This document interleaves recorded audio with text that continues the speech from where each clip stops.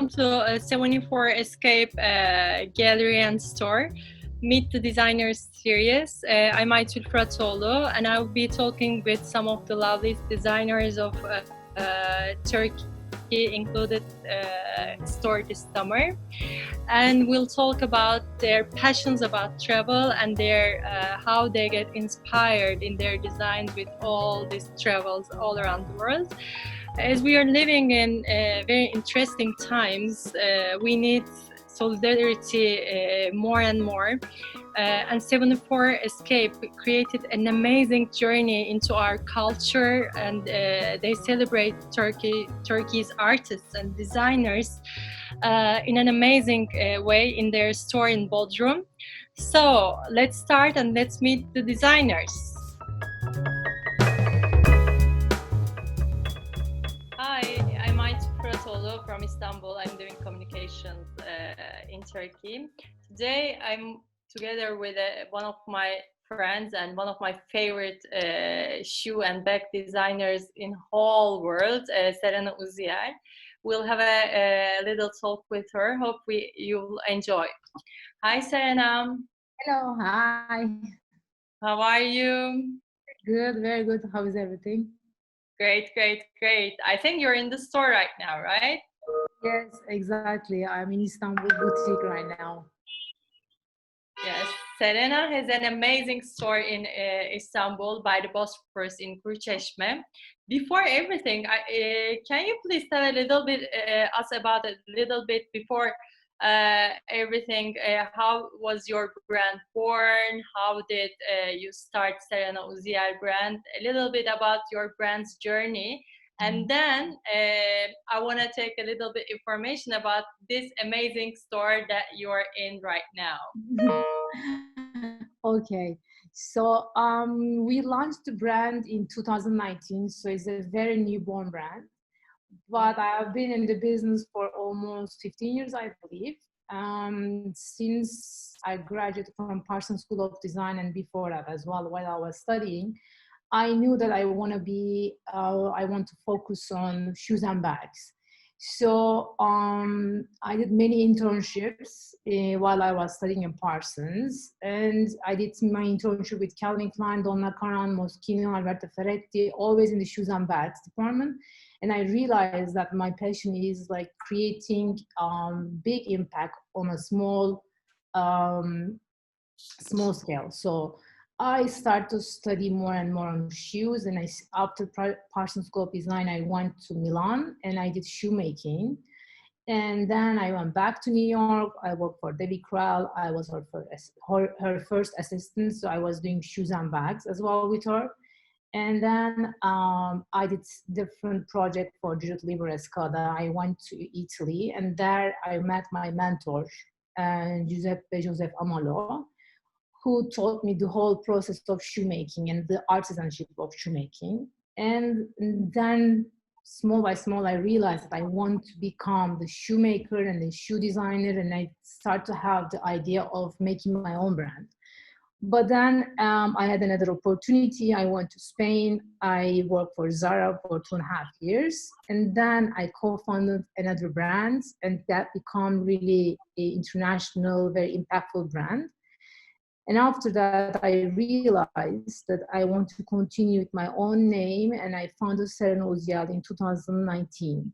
And the idea behind of Serena Uziyel is revive the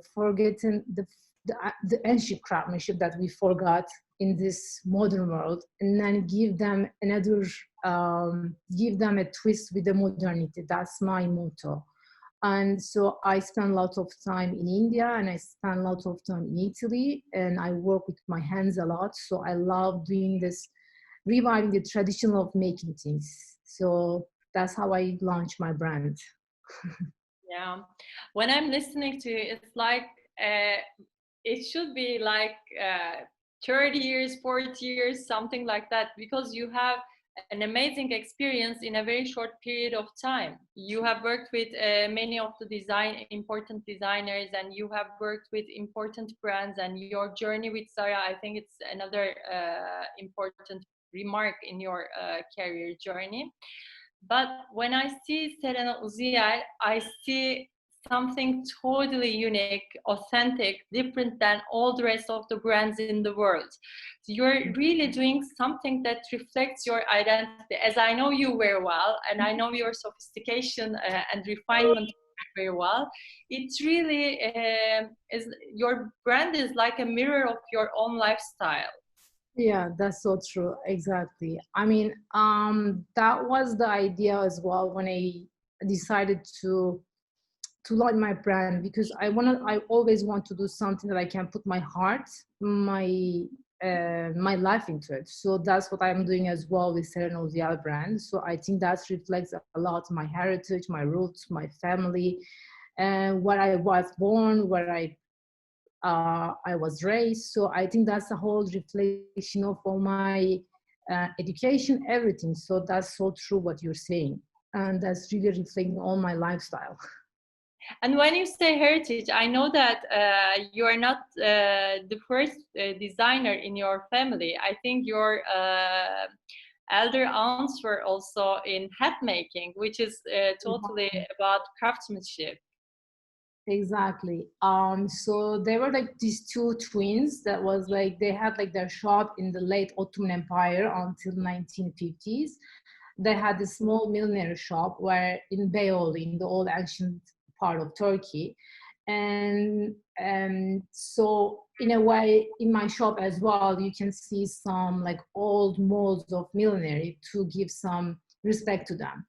And so I think it runs in the family, the creativity and creating newness. Yeah, it's Yeah. really it really has a big impact.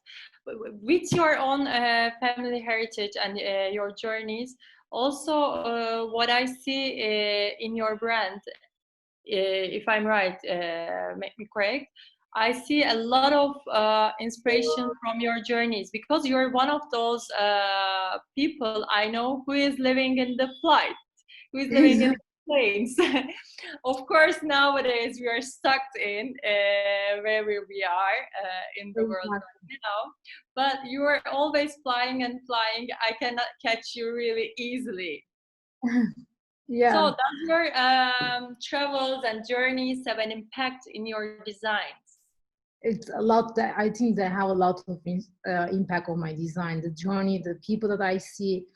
It's like when people ask me what's my inspiration, it's really hard to describe. It's not something concrete, but I believe sometimes in a moment that you live, you feel something, you smell something, you taste something, or like you touch something, and then it's in a way, I'm a very good observer and I analyze things very well and I register them in a way that always reflect on my work.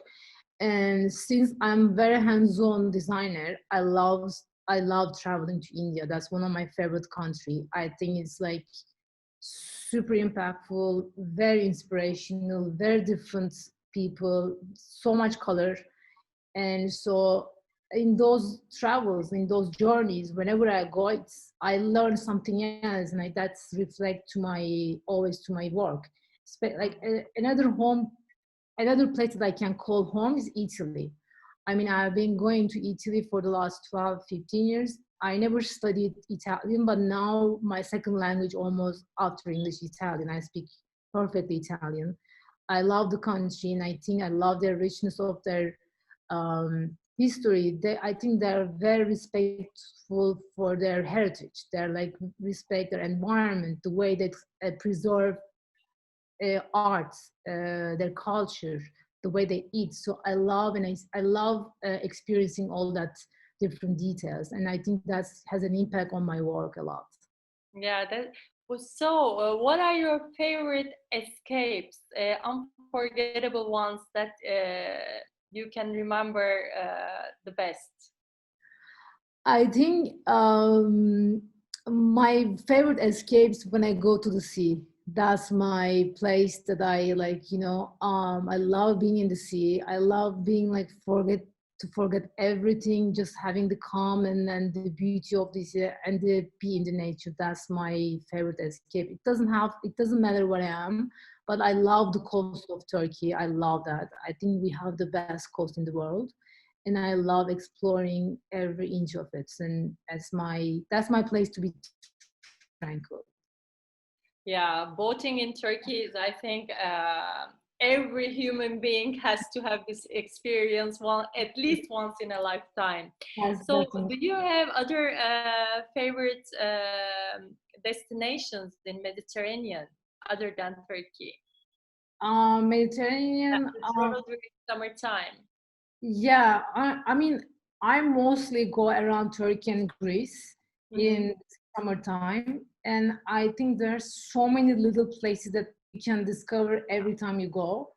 I'm gonna tell you again. I think my favorite one is always coast of Turkey. I love every single part of Turkey a lot, and I think we need to preserve that very, very carefully, and we need to respect nature. That's that's the most important thing I'm thinking right now is too in the world that Yeah, we're living right now. Yeah. I think nowadays it's much more important than all the times. We need to respect the nature more than we had. It's time to respect each other more than we had in the past.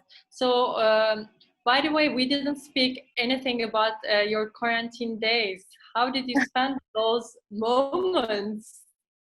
That was a very interesting moment for me because that was the first time that, as you say, that I didn't travel. I wasn't on the plane, so it was very strange because normally um, I sleep on my bed maybe once a week or twice a week, and I'm all constantly traveling somewhere or like packing my stuff.